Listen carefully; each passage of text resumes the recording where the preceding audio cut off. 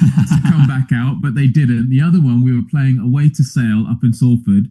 It was that cold. It was a blizzard to the point where every stoppage in play, not only the physios, but the subs, the assistant coaches were throwing on bottles of hot water so that all the players could warm their hands up like for 30 seconds before play started. It was that cold. I think I touched the ball twice in 80 minutes, made one tackle. That tells you the sort of game that it was.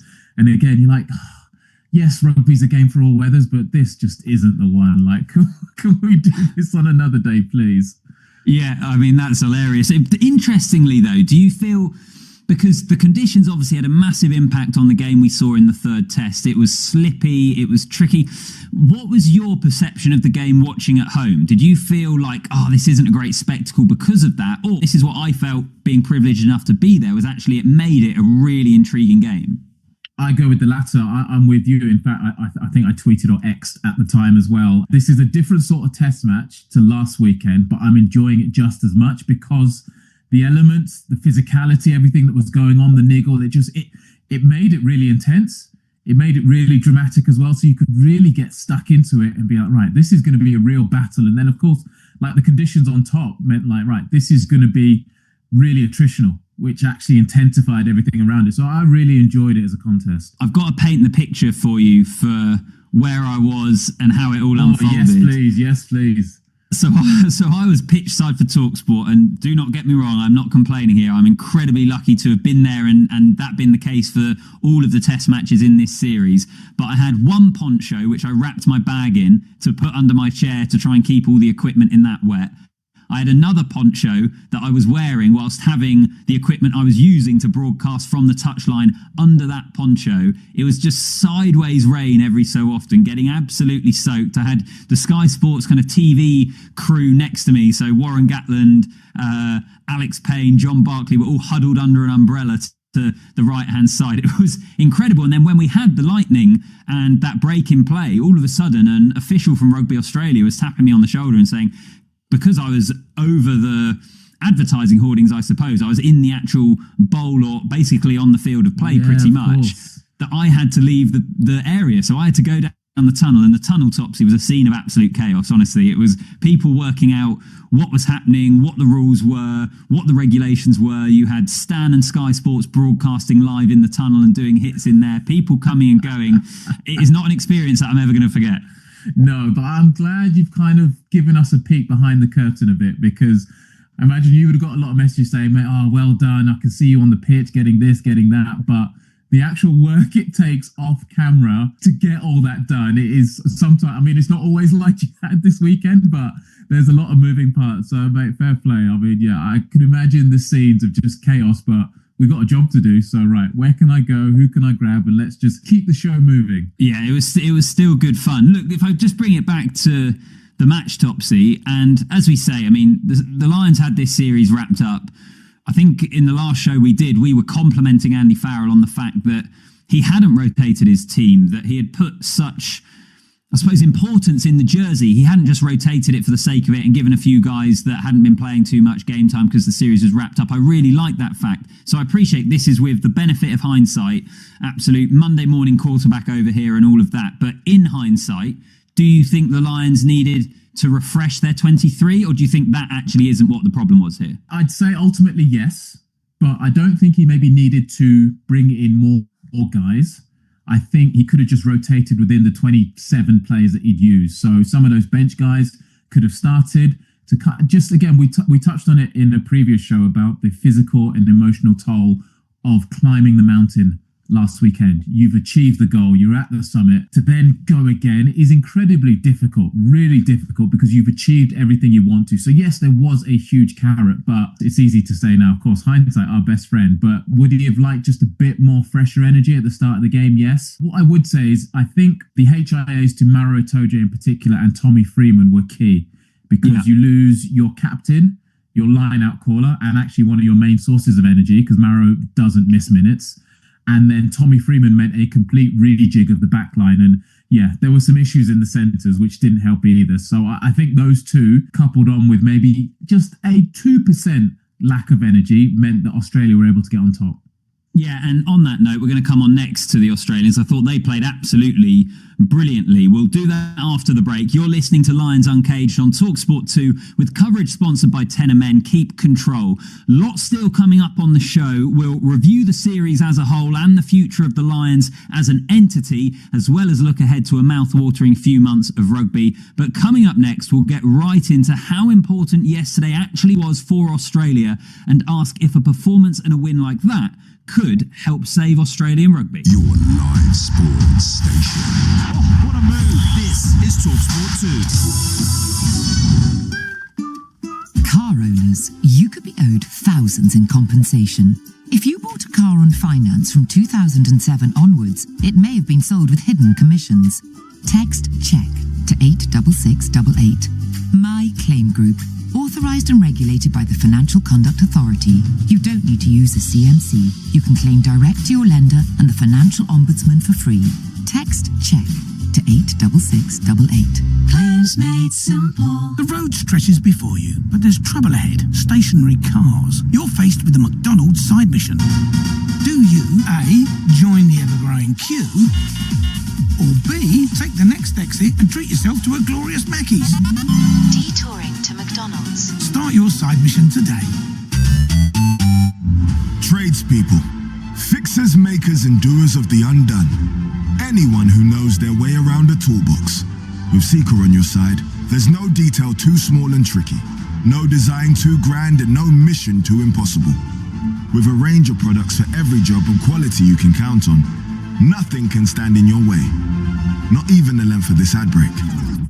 So can someone stick the tunes back on?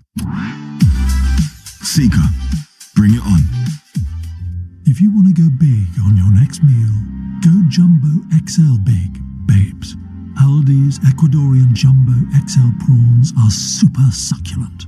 They taste well nice and grew well good. Go all fancy with Aldi, specially selected. Hey, it's Matt. We need to talk. I'm at a different place in my life right now. You deserve to be with someone who knows what you're really worth. It's over. I'm selling you on CarWow.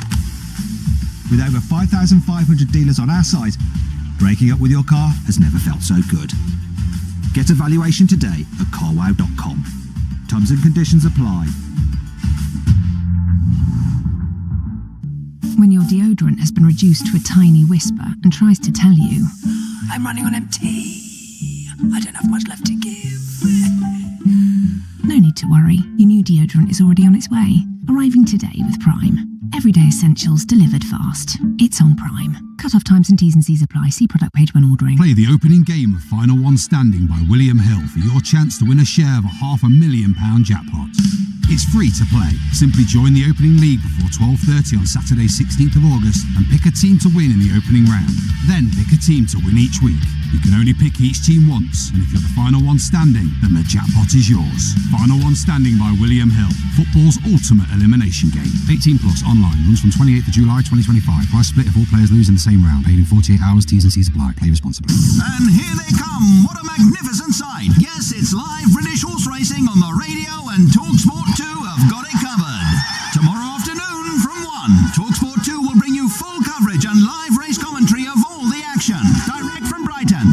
Saddle up for live British horse racing on the radio. Download the TalkSport app and swipe left, or ask your smart speaker to play TalkSport 2 to follow all the action. Tomorrow afternoon from 1 on TalkSport 2. This is TalkSport 2. Wallabies trying to get some shape back in. They're going to pick and go around the edge. Tate McDermott will score, and that is it. Cherry on top of icing, on top of cake. I cannot see how the British and Irish Lions come back from this one. The Wallabies extend their lead. Game over. Series over. British and Irish Lions win the series though. It might be disappointment on the night. It's certainly not on the series. British and Irish Lions win the series 2-1. You are listening to Lions Uncaged here on TalkSport 2 with me, Alfie Reynolds, and the former London Irish and England winger Topsy Ojo. The Lions won the series, but they lost on Saturday, 22-12, in a performance where the Wallabies were superior in every single area. Let's hear from the Wallabies camp now, then I'll get Topsy's thoughts, because I spoke to the flanker Tom Hooper pitchside after the full-time whistle. Tom, congratulations. How much does that mean to you as a group after everything you've been through over the last 3 weeks? Yeah, it means a lot. You know, it's we're not going to get ahead of ourselves. It's a baby step, but it's definitely a baby step in the right direction, and that's what we need just to build some bit of momentum into our season. Yeah, really proud of how the guys have composed themselves off the field. Obviously, to get a really close result last week and then to get the result this week, it's really amazing for the group. How did you guys pick yourselves back up off the back of an absolute gut-wrenching loss at the MCG?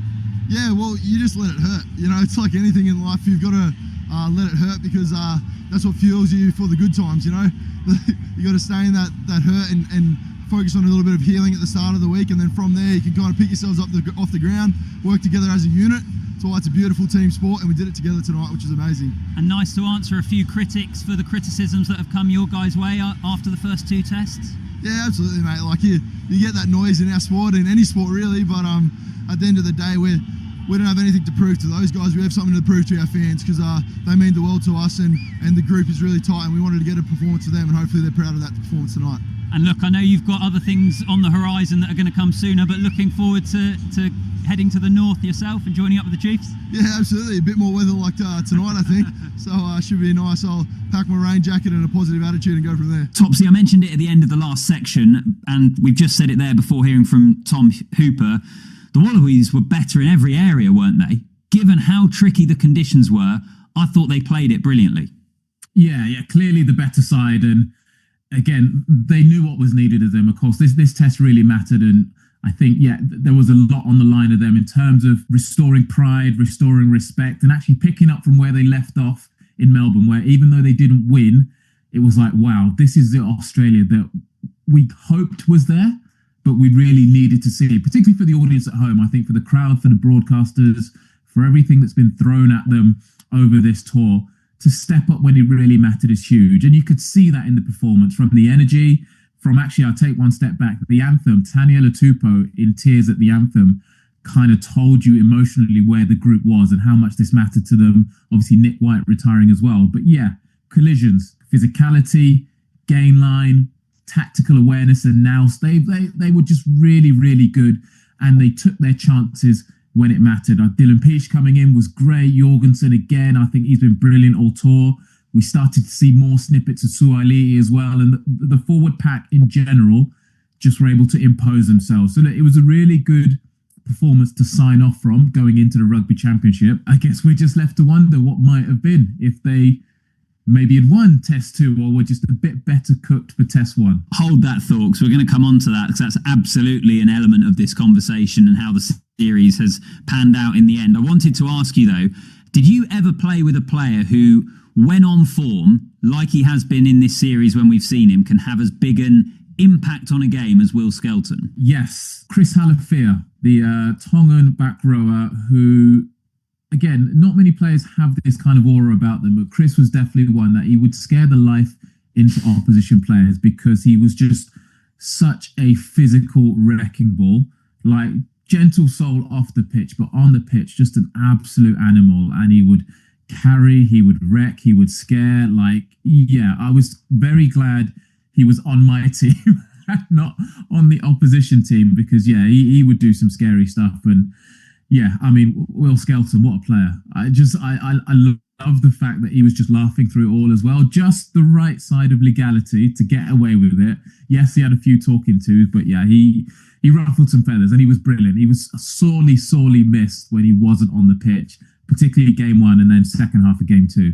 Yeah, I think you have to look back and think, what if they had Will Skelton in the first test? What if they had got more than 47 minutes out of him in the second? I thought he was brilliant every time we saw him, and he was an absolute nuisance, a complete thorn in the side of the Lions in that third test. I thought he was excellent. What about Nick White, Topsy? You had him in your Wallabies team before the test series. We all sniggered slightly. No, what was it? It wasn't in the squad. It was in your combined squad, wasn't it? I think you had him as your 9. Do you feel vindicated because he had a great performance? Well, sometimes I know what I'm talking about. It's and it's nice to be vindicated. If I had a Nick White shirt right now and his moustache up, I might swap around and give it a little 2 minutes. But He was excellent. He was excellent. He represented the scrum half club very, very well in terms of just how annoying he was, but also delivered a high quality performance. And look, you can't really tell a player when they should or shouldn't retire, but I mean, Joe Schmidt could do no worse than just knocking on his door or waiting till he finishes his session and being like, do you fancy staying on just for a tiny bit longer? Because, I mean, what a quality player. And he's still got a lot to give to Australia. So, I mean, I don't know, like I say, a hard one, but why not? You've got nothing to lose. Well, he might be staying on because it could be the shortest international retirement of all time here, because Jake Gordon has a slight injury. So all of a sudden they're thinking, is Nick White going to be heading to South Africa to play the first couple of games in the Rugby Championship for the Wallabies? So you might see him again, Topsy. And he said himself, I'll miss it all, So actually in that, you're like, you're not ready to go, are you? You kind of feel like maybe this is the right time after a Lions series, but who knows? He does the Rugby Championship because of injury, and then he goes, the World Cup's 2 years, so it's a bit further away. But yeah, we'll see. But if he stays on, I mean, what a quality operator. He was brilliant. Yeah, great character as well. I tell you what, let's hear from the Wallabies head coach, Joe Schmidt, who said after the game that he felt his team got better and better as this series went on. The one thing I would say is I felt we grew through the series. We lost the first half of the series poorly.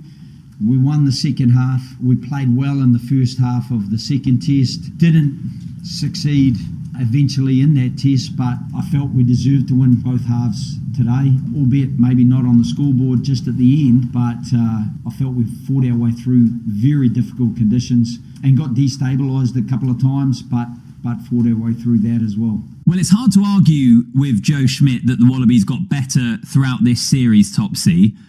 But is that an issue? Does that highlight, once again, how undercooked or underprepared they looked for the first test? It shines a massive spotlight on that first test and makes you really ask the question, which we've touched on previously, but even more so now, given how the series has finished in Australia's favour.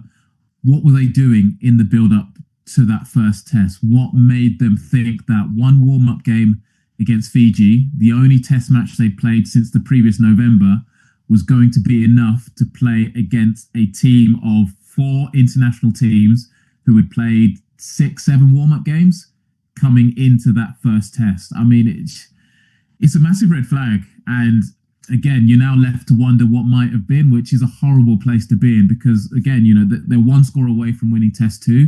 They comfortably, I think, maybe win test 3. So actually, you had an opportunity here to kind of put all that noise to bed early on, and it was actually in your control. It was actually nothing that somebody else did. This schedule wasn't a surprise. You knew it was coming from years and years ago, so why not plan accordingly? And yeah, there will be question marks over that, and there'll be questions to answer for sure. The other thing with that, I agree with what you've said as well, but to go back to the Will Skelton point and being a nuisance and being in the Lions' faces, I don't understand why that wasn't there in the first test, because it was way better in the second test, particularly for the 40-50 minutes where Australia were really in command and then they lost control of it. It was excellent in the third test, and it was everything you felt like, or I certainly felt like, what Australia should have brought to this series, of saying to the Lions, you're on our home turf, this is going to be horrible for you. I don't think they made it horrible enough for the Lions early enough. And so I was watching it in Sydney this weekend, and I was there thinking, where was this the whole series? I just don't quite understand why it wasn't necessarily there. The other thing as well, Topsy, and the mad thing about this game, and it's kind of a thing of sport really, coming into the third test, we were thinking Lions 2-0 up, series done and dusted. Could they win 3-0? First time in a century.